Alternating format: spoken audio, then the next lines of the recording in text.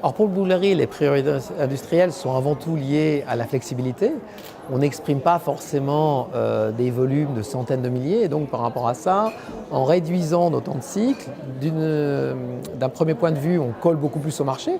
Les marchés ont des variations.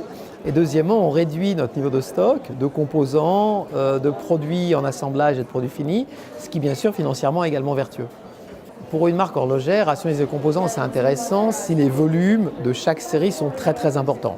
Et je pense que pour certaines marques leaders, ça fait un sens. Dans le cas de Bulgari, on est une marque plus de spécialité, on raisonne plus en dizaines de milliers, ce qui est déjà important, mais pas suffisant pour vraiment justifier une homogénéisation des produits qui pourrait être au détriment d'une certaine créativité. Donc on privilégie la créativité et donc par rapport à ça, la flexibilité industrielle est plus intéressante pour nous qu'avoir les mêmes composants dans tous les mouvements, ce qui briderait vraiment notre innovation. Alors pour Bulgari, il y a toujours l'aspect masculin-féminin, donc chez les hommes, Octo.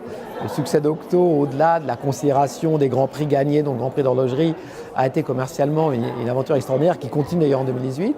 Et chez les femmes, notamment avec l'introduction de Serpenti Twist, et les bracelets, les cadrans, les boîtes qu'on peut assembler un petit peu à la demande, un succès ultérieur de Serpenti qui a confié véritablement à être la ligne principale de Bulgari.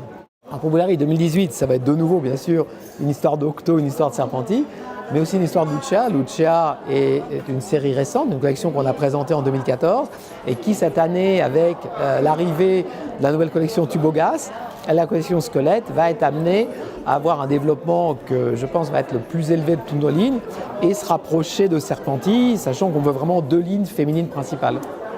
Alors la valeur perçue est pour une marque comme Bulgari est toujours très importante.